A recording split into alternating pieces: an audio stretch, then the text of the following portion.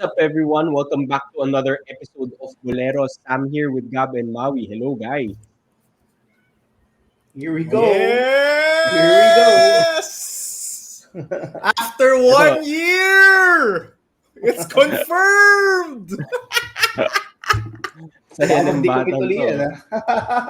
Baka Hindi mamaya natin mag-back out makita si ka. Ian Espinosa! Joke lang. Joke lang, Ian Espinosa. We have our So, starting point guard of the future!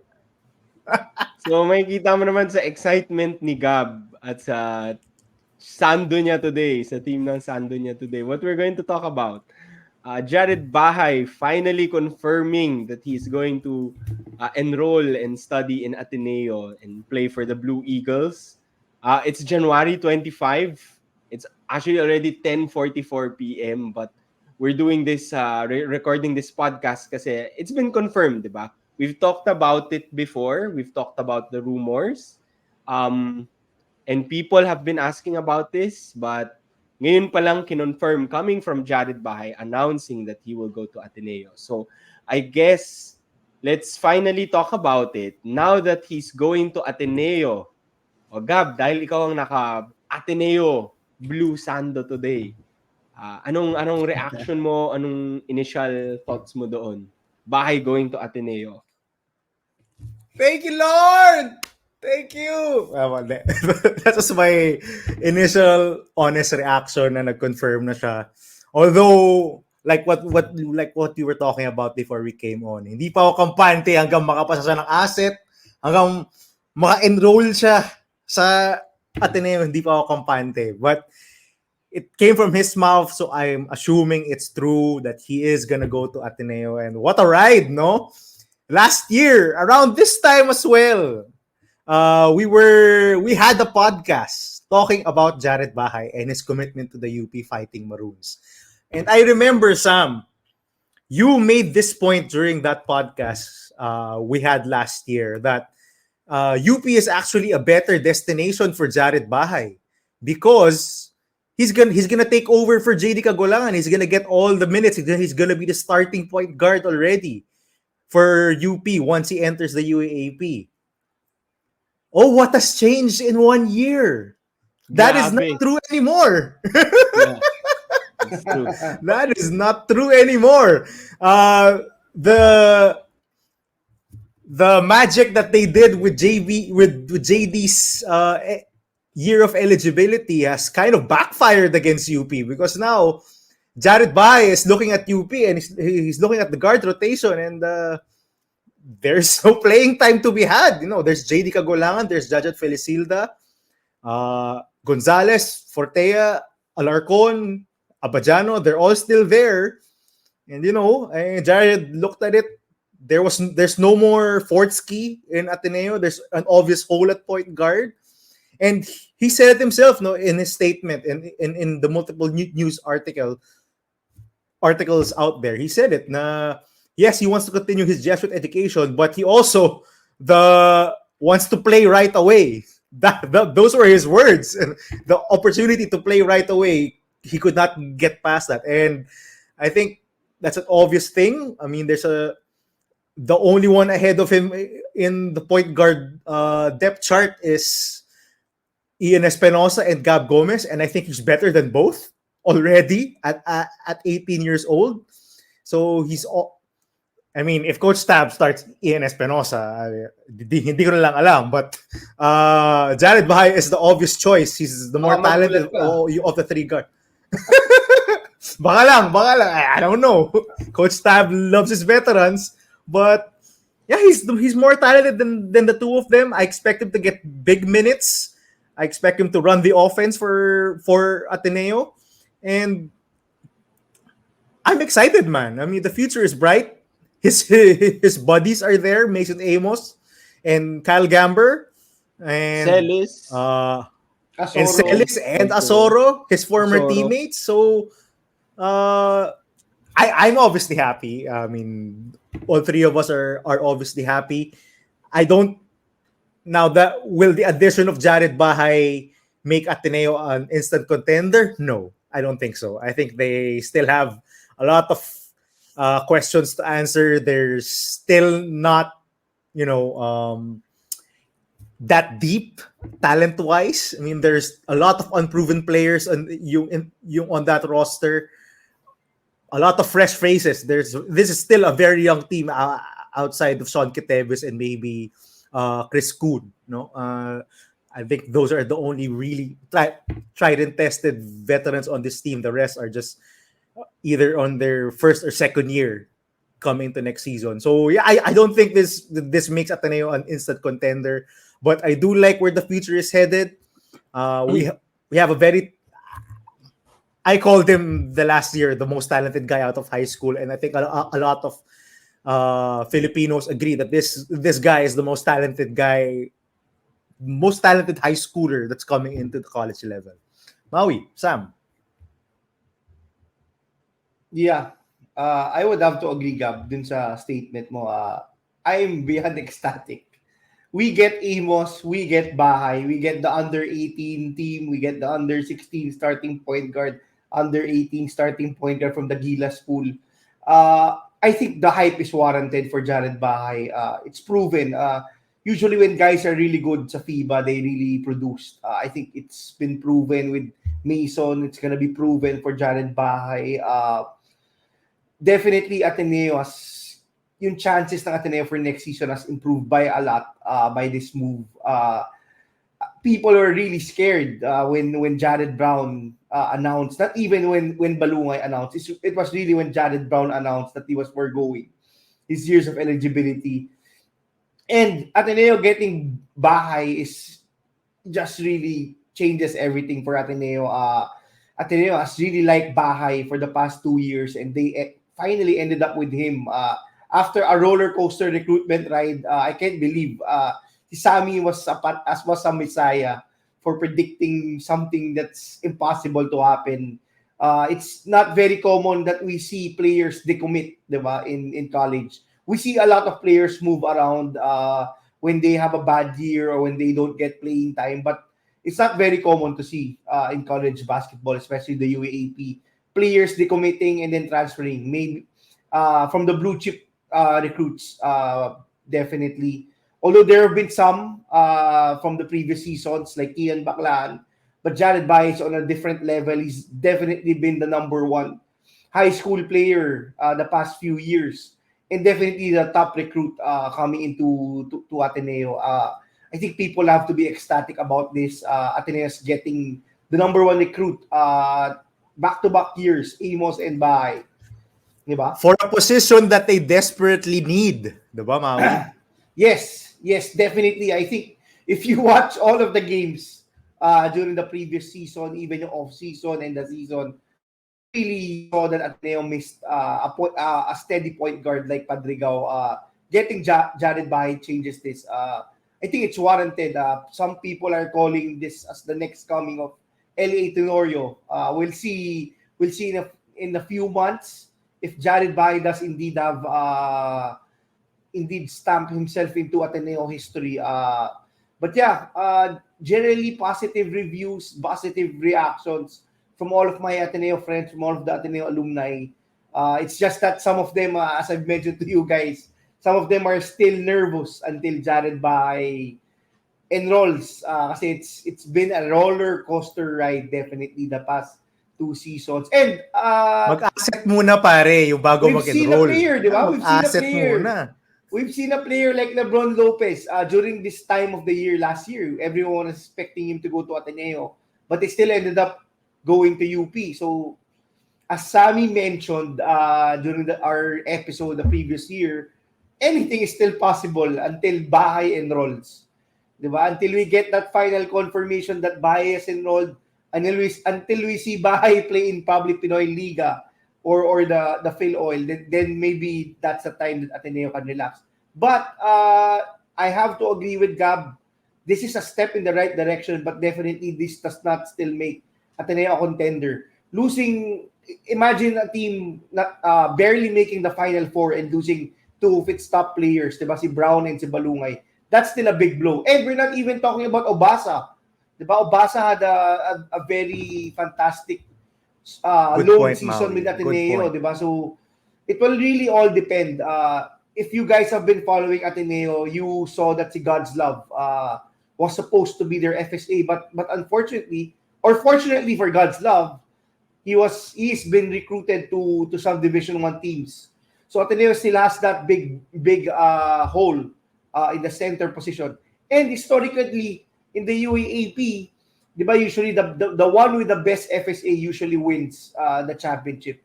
It's been proven from Mbala to Kwame, Diouf, and then only Lasal was the lone one to break that cycle, in my opinion. Although may Mike That's Phillips because sila na parang FSA na rin. yeah, and for me, they had the best player in the UAAP without a doubt.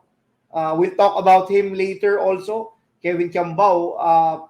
So yeah, this is definitely the right direction for Ateneo. Teams like NU have lost a player like Baclaan, so that's big. We'll see how the other teams react during the off season. It's still a very long off season, but yeah, generally for me, I'm very very excited to see that Amos Bahai combination. That's something that I saw during the under 18. It's something we will see in Ateneo for the years to come. So yeah, I'm very excited. Hopefully, this is really the step into the right direction for Ateneo. Coming off a season where a lot of people were disappointed. Sam? Ang ganda nung point mo din, Gab, because from last year to this year, it's ang daming nangyari. It's so different yung situation ng Ateneo ng UP from last year when we were talking about it to now. Nag-iba talaga eh. Like, who would have thought from last year na mawawala si Fortsky, di ba? We thought na Fortsky would be there. Maybe mawawala siya to go pro, possibly, but we didn't expect Fortsky to leave Ateneo to go to UST, di ba? To eventually leave Ateneo and then join UST. And Maui, maybe the fact that Jared Brown announced that he would leave Ateneo early was also became like a silver lining kasi it really opened up the point guard spot for Ateneo. And if, well, we're assuming na si Jared Brown nga really wants to obviously get playing time, yun talaga, butas yung Ateneo. You don't have Fortsky, you don't have Jared Brown. When the stars align nga naman ang sabi nila. Yun na nga. In the correct. UP situation. Yes. So, we didn't expect that to happen, but it happened. And then, as you mentioned, Gab, JD having that extra year, apparently, that we didn't expect then, to be honest. So, it sort of aligned. I don't think even Jared, I don't think even Jared Bahai expected that JD would stay. If you remember their press release last season when Jared Bahai committed to UP, ang sabi niya exactly sa article, I'm excited to learn from JD and then eventually take over for the starting point guard position. Yeah, so, but he really, for me, baka when he said that, parang I was reading it again eh. I was going back through the article and feel ko he knew eh. Kasi how do you learn from JD kung hindi kayo maglalaro together eh, di ba? So, I don't know, like when I read it again, Gab, parang feel ko, so alam ba ni Jared Bahai na magsasabay sila ni JD during his rookie year? I feel like I'll give him that benefit of the doubt na feel ko baka alam niya. Again, this is when I read it again. But definitely sa Ateneo, he will get the playing time. What I find interesting lang din is very competitive yung guard position sa UAAP this coming season. It will definitely be competitive kasi you really have like a lot of teams with really good point guards.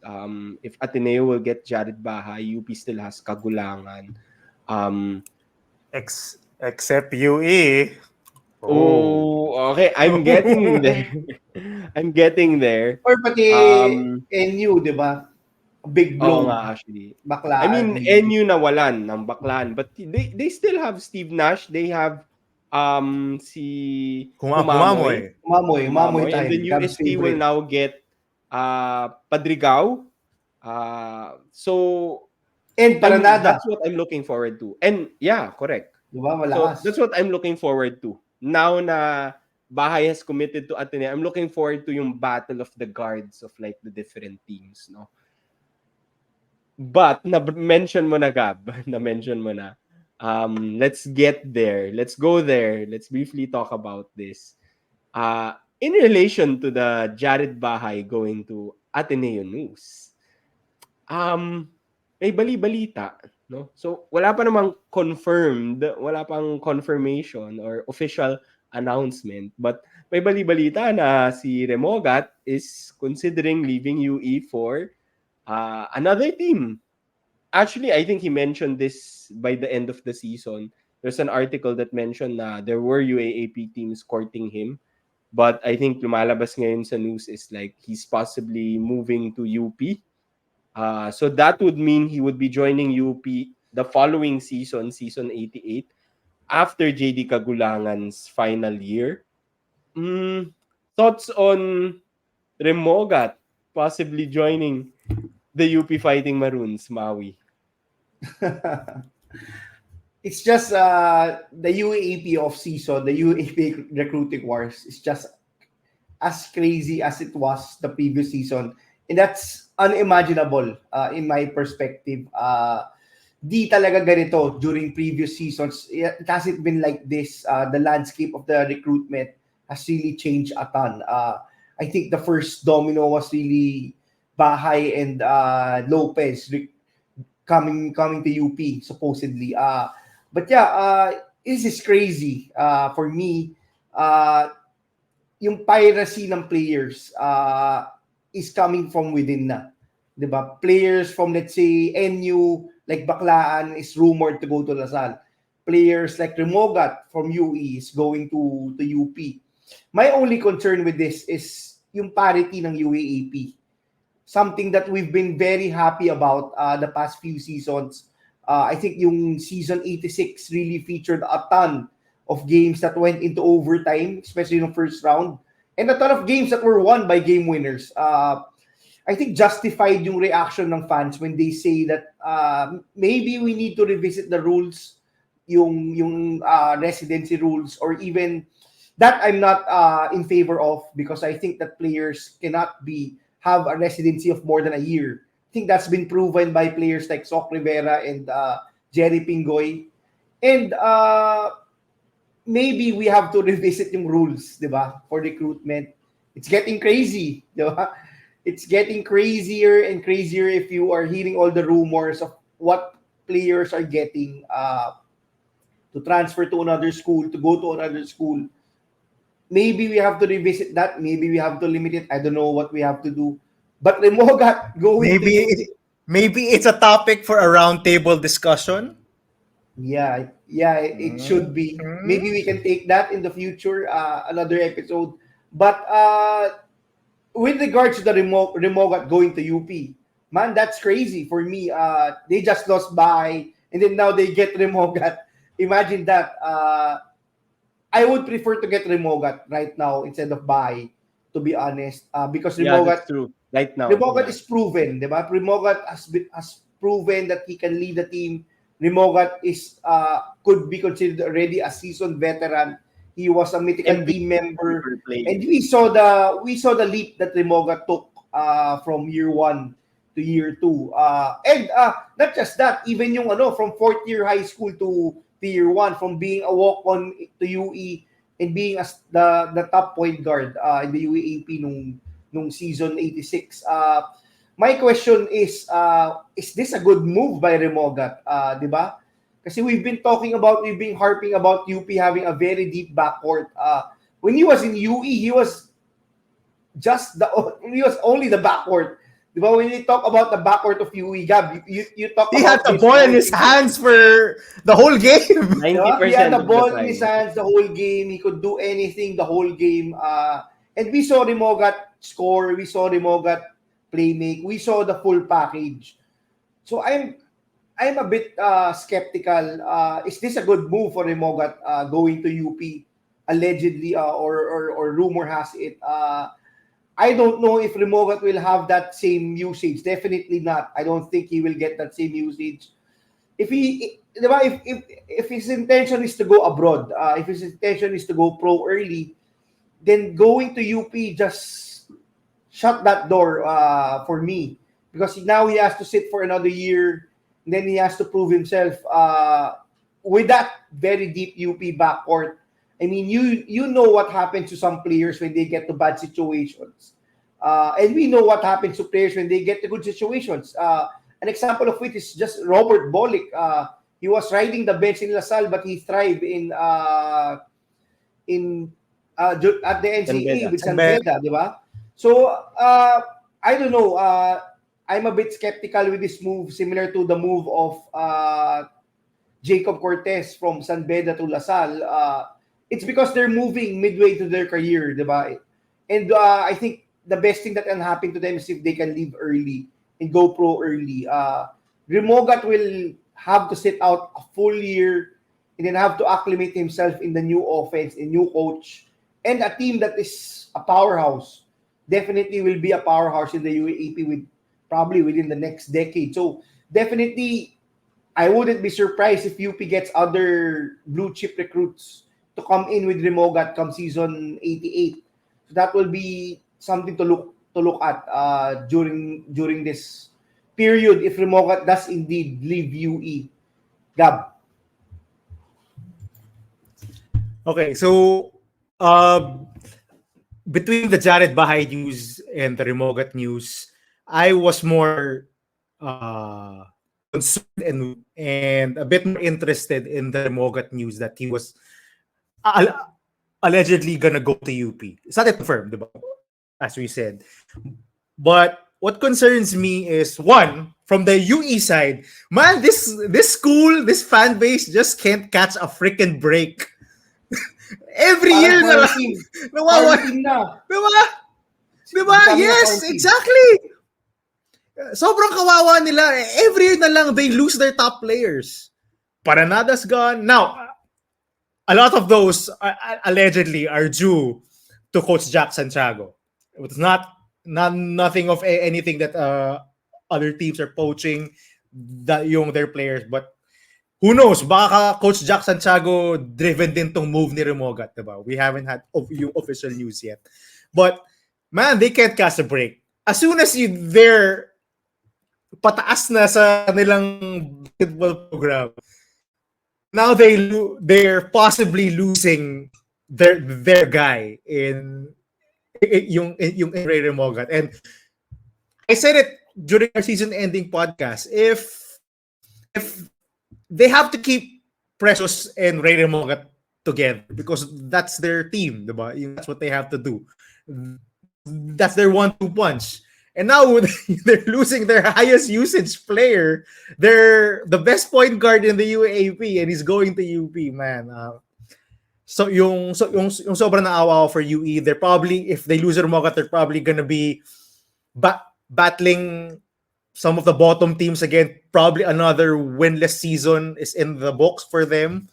Unending rebuild. Yeah, an unending rebuild. Tama ka, Mau.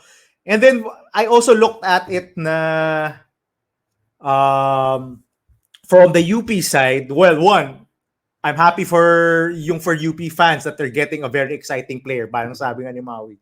A very exciting player that I think UP fans are gonna love watching him.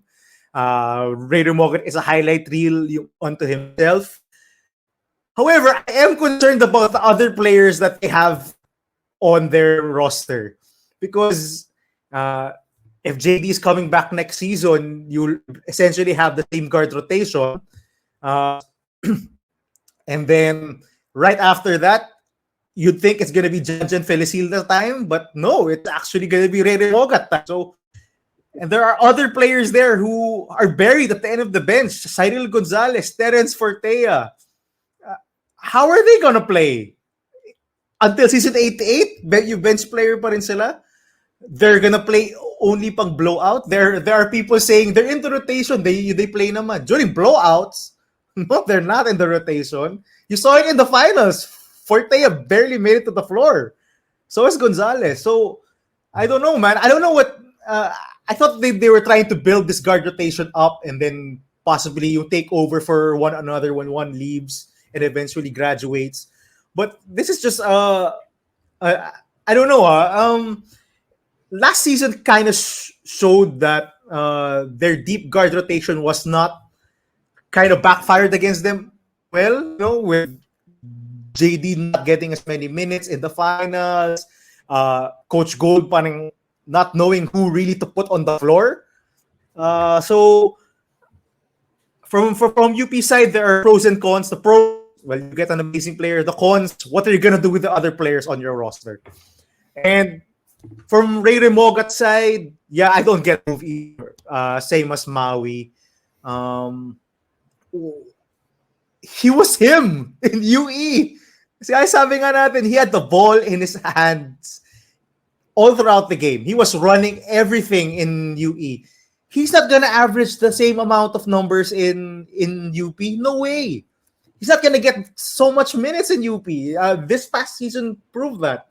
JD Cogulangan, who I considered the best point guard in the UAAP in previous seasons, could not even crack to 25 to 30 minutes with this loaded UP backcourt. So how is Rey Remogat gonna do that? And he's not gonna have the ball in his hands all the time like he had in UE. Diba? UP generally shares the ball. They move the ball around. Equal opportunity offense. There's no way he's gonna get the same numbers. If he's looking for a pro contract, I don't get this move. So how can you showcase yourself? Maybe it's maybe it's to win a championship. So baka yun na yung gusto manalo ng UAP championship. But still, man, couldn't you build that in UE? You had a thing going, and you have. So I don't get that. And my fourth concern, and why I was really worried and concerned for regarding this Rey Remogat rumor, was what Maui said, yung parity ng UAAP. In years past in the UAAP, usually transfers from other colleges are usually players who don't really have the opportunity or are not getting enough minutes in their school. I look back, sorry, yung puro Atenista yung mga naalala ko. Guys like Nico Elorde, Ponso Gotladera, Robert Bolick yung from LaSalle, Larry Muyang. They were guys who were buried at the end of the benches for their respective teams, and they decided to move to get a better opportunity. This news, Remog, and previously of Bakla is very worrying to me because these guys are stars in their teams. They're the guy. Baklaan, Remog, they're the guys for their teams, and they're transferring to other UAP schools. I'm worried. I don't want the UAP to become like BPA, where there are a few teams who just hoard all of the talent and leave the other teams to farm for them. I mean, I don't think that's the way to go. So I'm pretty worried about this. This trend where top players from other UAP schools are transferring to other UAP schools as well. It's pretty worrying. It's unlike other situations like si Nagani Stevens or si Kyle Paranada or si Fortsky, where certain internal factors kind of played a part. Coach Jackson Thiago, Fortsky's issues in Ateneo, those are very different, no? But we don't know, and this is definitely not basketball driven. Yung moves ni Baklaan and yung rumor move ni Mogat, because it doesn't make sense. They had all the opportunity in their respective schools, and yet they're going some places. Yes, Maui, I think we're gonna get there. They must be offered something pretty different, because not basketball. Definitely not basketball. Sammy. Actually, now that you mentioned it, no, maganda yung point nyo na sino nga ba, like, who had a similar situation as Baklaan and Remogat, where they were the main guy in their team, and then they decided to move. But si Nele was but that's actually, from the to be fair, NCAA, diba? That's still Well, different. number one, he came from the NCAA and he also had issues with the team because he was scapegoated nung natalo sila sa championship, di ba? Like, he was saying, kinukwento niya ata kay Mikey Reyes no, na parang after nila natalo, hindi siya kinausap ng coach or something like that. People were blaming him. So, for me, that made sense kung bakit siya umalis. But for let's say Remogat or Baklan, well, we haven't heard anything ha. Wala pa tayong naririnig kung ano yung reason nila why they left. Pero just trying to think back, parang wala nga no. Walang it's not Very usual unusual and for top very players to unusual. It's And transfer. very unusual. It's go ahead. usually internally driven. You look back sina Arvin Tolentino, diba? Correct. Yung academic reasons. So they had to Academic. transfer. Ito wala eh. To your question, Sam, I don't remember anything like this. It's like in the early 2010s, if Jeron Teng suddenly announced that, I'm transferring to Ateneo. Yeah. Diba? Everyone would be like, what? So this is the same reaction to me. I mean, why are these two guards transferring to other UAP schools when they're perfectly fine and the star players in their respective, they're thriving. I don't get it. So this is why I was so worried. Anyway, Sam, go ahead. Yeah, and I hate to mention it again, pero maganda yung comparison mo. If you think about it, parang nga siyang PBA in a sense na you mentioned Jeron Teng as an example. Jeron Teng was, one of the stars of Converge na I don't want to get into PBA, pero he left Converge, 'di ba? Or si Han Misi, 'di ba? So it's an interesting trend lang na hindi ko din naisip until you guys brought it up na medyo concerning, I would say. So are we becoming the PBA?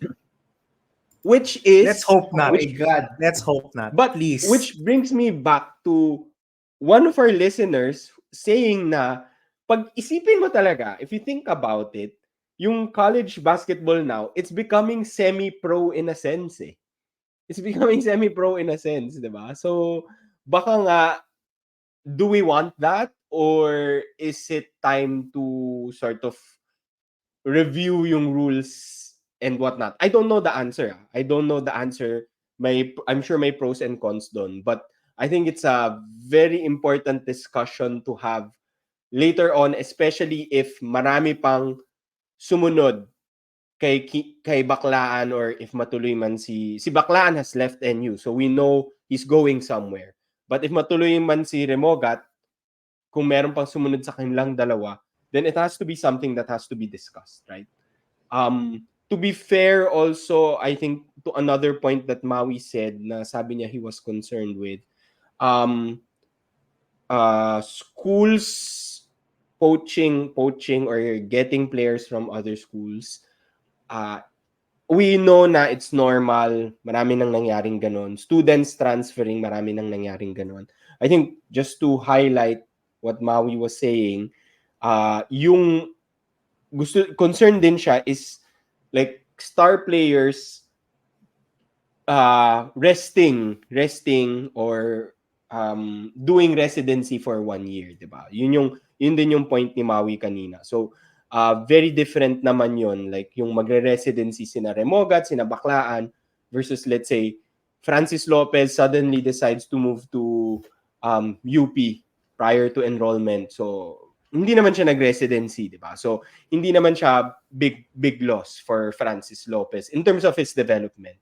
Or Baklaan moving from UST to UE, no? So very different to NU. Very different situations yun versus like now, let's say Baklaan from NU to another school. So I think those are good points na I don't know the answer, or I don't know the solution, or I don't know what the correct answer should be na parang how do you solve that, or is that wrong? Is that something that we want? But I think it's something that we should look out for. Kasi it's really like for the listeners out there, if you have like sort of similar examples, I would be interested to know. Kasi it's normally driven by something internal nga, as mentioned by Gab, or a problem or an issue, whatever. But parang unprecedented, basically, is what I just want to say. Na it's sort of never happened before. And Yep. until now, I can't get it out of my head na parang parang Pro League. Yun na lang sabihin na. Huwag nang sabihin na natin PBA. But parang Pro League na nga lumalabas. I guess just to end, uh, um, just to answer yung kay Gab naman, yung concern niya about the depth of the UP guards. Medyo I disagree lang, Gab, because at least for me, 'di ba? I know I just mentioned like very competitive yung mga point guards. We have very talented point guards in a lot of the top teams. And Gab, I remember you always said this when we would do our UAAP draft. Kung hindi nyo pa napapanood yun, panoorin nyo yun. We drafted like the best players of each UAAP team, UAAP school. Sa sinasabi mo, Gab, one of the top picks that you always consider is the point guard. Kasi very crucial yung point guard sa isang UAAP team. So, kung important yung magaling na FSA, as you mentioned, Maui, I think having a reliable star point guard is up there also. We've seen it. Evan Nele, Fortsky Padrigao, JD Kagulangan, Nieto. So, all the way back to sina L.A. Tenorio, Renren Retuado. So, if you put Remogat and then you compare him to all the other guards of UP, any time of the day, I'm getting Remogat, obviously, diba? So, yeah, I mean, if I get have that. the opportunity to get Remogat, I have to get Remogat. If I'm UP. So, I won't take that against them. Ang mahirap, in terms of the depth, I think it's more of just like powerful teams hoarding players talaga. Pero star player pa rin si Remogat, 'di ba? Yun lang yung parang I think Sam, yung point ni Gab is Remogat and Kagulangan are comparable to the point that you can consider them the top point guards in the UAP. So imagine Remogat stepping into JD's shoes from season 86. Regardless if he's the top point guard, regardless if he's the best, he will still have a hard time getting to that 25 to 30 minute just because you also have to play the other guys also. Something like that. And ako, yung point ko lang sa, I'm not arguing na UP is getting a hell of a talented player. I'm a fan of Remogat. And I think he's better than all of their guards currently, except JD. I think JD is still a bit better. But, like, Jan, you're gonna be the backup point guard for the rest of your UAP career? Talaga? Yes. Yun yung... diba? Yun. So, what about Fortea? You're gonna ride the bench until your 5th year in the UAP? Yun talagang endpoint nila. I'm more for the players, man. Like Gonzalez, I've said it all along. Cyril Gonzalez can start for any other UAP school. He's that good. But he's buried on the bench in UP. Ako nasasayangan ako sa talent ng roster ng UP. And then they're adding more and not maximizing the talent that they already have. So that was my point. I'm not arguing that Remogat is way better. I think if ever UP gets Remogat, again, it's a rumor. They will get a hell of a player, and they're gonna love him, and that's gonna put them in contention for years to come. But my point is, what about the other guys that you recruited? What about them? They're still at the end of your bench, diba? And I don't think you can say that they're scrubs. Cyril Gonzalez has proven that he's a rotation guy. Terence Fortea has proven he's a rotation guy. And they're still gonna be there on the bench. I feel that's very unfair for them. So that's just my point. I'm not. So yun lang para sa akin sa UP. I mean, you guys are deep already. Why don't you develop the guys you already have? Why are you trying to get another star player from another team? Yeah, I think it's just a comment lang also. I think it's very reminiscent of the LaSalle, the 2010s. They always over-recruit. If UP does not win it's a championship or bust every season. Diba? It's if they don't win, if they don't develop the players, then it's gonna bite them in the ass down the road. they have to learn it the hard way, similar to how LaSalle learned it, how they decided to move in a different direction with Coach Topex, and how they really, most of the players that have been crucial to LaSalle in season 86 are players that they really developed, diba? Sila Raven Cortez, even in lesser names, you can name them, Escandor, and even sila VJ David. These are players that have been part of the program for multiple seasons. Maybe we only heard about them, maybe most of the fan base only heard about them during the season, but really, there's a reason why players decided to go to Ateneo during previous seasons, and it's about development of the players. You can only go so much with recruitment, and if this is the route that UP is taking, I don't know if they can win every season. We'll see. Just my point. Yeah, actually, LaSalle and Ateneo in the earlier years, medyo ganun. LaSalle is a good example. That's why Ateneo ended up getting sina Elorde, sina Gotladera, Bolick leaving, as you mentioned nga kanina. Capasio. It's a name, another one. The question is, who will leave UP before the season starts? Good question. Good question. Yun ang aabangan natin. And may mga umalis na from last season, di ba? So, we wouldn't be surprised kung may mga umalis ulit this before this coming season. We've been talking about Ateneo and UP. I think we should also talk about LaSalle, and because they're the defending champs and their MVP who is dominating right now, playing with NBA players like Dwight Howard, Kevin Quiambao, doing really well sa SGA team niya with JD Kagulangan, by the way, and his teammate Escandor. And may two key news or reports about KQ. So the first one, I think, is this one's confirmed.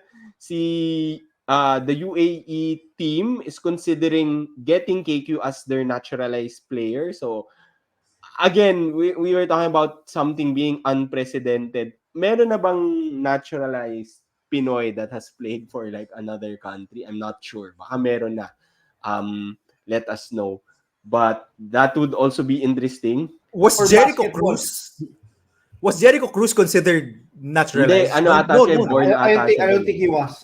If you're talking about basketball, Sam, I think this is probably the first time I've heard of it na may Pinoy na naturalized. Because with fencing, we have, di ba, si Maxine Esteban was naturalized by Ivory Coast.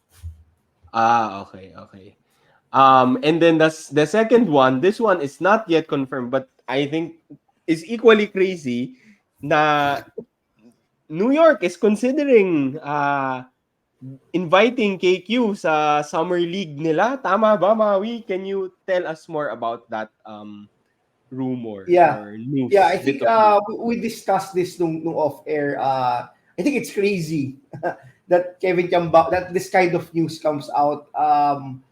I think si Coach Charles have already refuted this. The strong group also has decided to retract yung statement nila that Kevin Quiambao is being considered as part of the summer league of the New York Knicks.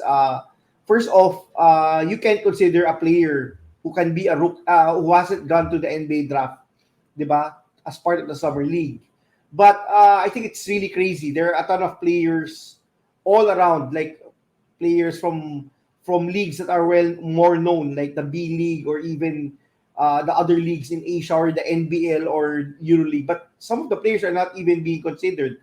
I think the Filipinos are again overreacting. This is similar to when Filipinos were comparing Kai Soto to Chet and Wemby, who are generational talents as proven by the first half of the NBA season this year. But again, this is welcome news. I think the two news about Quiambao is really just a sign that he really has to go pro. I think we've harped this during our previous podcasts all throughout the season, and even especially after the finals, diba? We mentioned that it's time for maybe Kevin Quiambao to consider going pro. Kevin Quiambao is 22 years old, and as you guys, if you guys know, most of the players are already pro when they're 22 years old. It's just very different here in the Philippines. These two types of news just justifies that maybe it's time for Kevin Quiambao to consider going pro. There are multiple outlets saying that they are recruiting Quiambao, and but I think that it's really outrageous that it's reached the NBA. Diba? Maybe we can talk about him getting to the NBL, Australia, or even the EuroLeague. But the NBA, I think it's outrageous. This is outrageous. But maybe if I'm wrong and it's not outrageous, then it's a very good sign for Kevin Quiambao. I mean, being considered as a potential player to play in the best league in the best basketball league in the world. Diba? It's crazy. But yeah, I think Kevin Quiambao, sabi mo nga Sammy, anything can happen, diba, in a long off season. And these types of news just justifies and further makes me think that maybe LaSalle will not be with that LaSalle will not have Kevin Quiambao, even for season 87, not just season 88. But I think this whole off season will prove that Kevin Quiambao is ready to go pro, leading the strong group with a ton of players that are not Filipinos is crazy. Diba? He's leading a team in scoring where there are past NBA players. This is unprecedented. Even from previous teams, ang strong group. I think Kevin Quiambao is breaking barriers. He broke barriers during the previous season, leading LaSalle to the championship, not having that best FSA. As I've mentioned, most of the teams that win the championship in the UAAP have the best FSA. It's only Kevin Quiambao is the only exception for the past 6 or 7 seasons. I think this is a sign for him to really consider going pro. I hope he goes pro. I'm sure that regardless if Kevin Quiambao goes pro or considers to play for LaSalle, he will continue to develop. This guy is a workhorse. This guy is somebody to look up to. I think most of the players, especially players who have a ton of potential, have to look at the leap of Kevin Quiambao the past 2 seasons. So yeah, I guess I'm just very happy that he's finally getting yung national recognition. Maybe people will be as hyped and make YouTube videos about him, comparing him to different NBA prospects or NBA players like Kai Soto. I think that he has a higher ceiling than Kai Soto. Probably meron na, Maui. Probably meron na. but yeah, this is a welcome sight. I hope that we retain Kevin Quiambao for Gilas. But if the UAE offer is for his betterment, for his family's betterment, then go grab it. I mean, go get the bag. Diba? Go get the bag, Kevin Quiambao. You work a ton, you work hard, but he will definitely be missed by Gilas. I think he should be part of the future of Philippine basketball with how he's shown yung potential niya and how he's really performed the past season or so. Gab. Sorry, just to add, yung breaking barriers. First local MVP in a long time din, also Maui, diba? So, this season. Anyway, go ahead, Gab. For me, what impressed me the most about this news is I think Kevin Quiambao is playing as a wing, diba, in the strong group team. So that was impressive for me. He's finally making that transition. We've talked about this throughout how many seasons we've seen Kevin Quiambao. If he can make the transition into a wing, that would be better for him. He's now proven in an international tournament that he can do it. Now, while I would be happy to see him play in the NBA Summer League, I doubt that news is true. I mean, tama nga naman si Maui. Why would the NBA in the middle of the season be scouting a random pocket tournament in the Middle East in Dubai? It doesn't make sense. So diba? I don't think an NBA team will be devoting their resources to scout a small pocket tournament. with Dwight Howard as the main attraction. So, I don't think that's true. But as for the UAE news, sad if it's true because the UAE has the Middle Eastern countries have proven that they can throw a lot of money at athletes. If you guys follow football, Cristiano Ronaldo's playing in the Middle East, and he's getting a ton of money. And there are a lot of high-profile football players looking at making the transition into playing in Saudi Arabia and other Middle Eastern countries because there's a lot of money there. And if they throw the bag at Kevin Quiambao, I mean, diba? Ikaw si KQ, why not? I'm sorry, KQ, but I know there's this whole thing about Filipino pride and you want to play for your country and all that. But man, if they give you so much money and to help your family and to be secure for the rest of your life, why not? Why not? That's in a me lifetime, coming from diba? Once in a No. lifetime opportunity. Once a lifetime chance, man. While he might think na the Filipinos might hate him for it, probably. But, do what's best for you, man. It's not like Sakit. you're... Sakit eh. Masakit. Ako, yung Gilas, yung Pinoy fan ako, yung Pinoy basketball fan. Pero, matutuwa ako pa kay Kevin Quiambao. Diba? Oh, yun ba? And he's being underutilized here in the Philippines. And that's a sad part of it. That's a really, really sad part of it. Na we're underutilizing him. And other countries are recognizing his talent and they're saying, why don't you come play for us? So, if KQ plays, it's gonna be sad. If KQ accepts and eventually plays for the UAE or whatever country as a naturalized player, it's gonna be sad for all of us and especially for me, man. I don't want to see that, but I'm gonna be happy for him. I mean, he's getting an opportunity and he's getting a ton of money for him and his family. So, yun lang. Sammy, take it away. I want to end with this, no?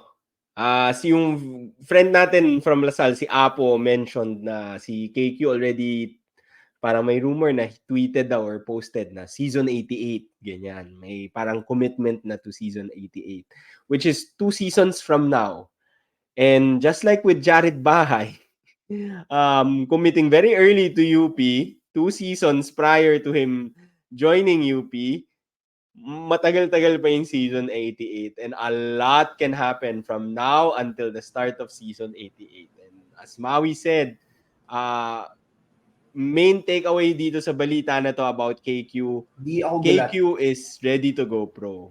Yun lang talaga. Key takeaway from that is KQ is ready to go pro and mahaba-haba pa ang panahon before season 87 actually, to Maui's point. Before season 87 and before season 88, anything can happen. So, no, obviously, as a Lasal fan, I want KQ to play in season 87 to defend the crown. But if he goes pro, I'd be happy for him also.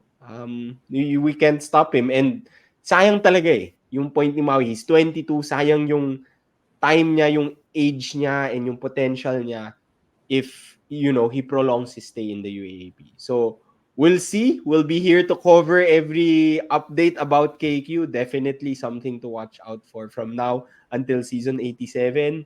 With that in mind, we'll see you next time. Don't forget, like, comment, share your thoughts, subscribe, share with your friends. Please post on your social media, and we'll see you again next time. Bye-bye.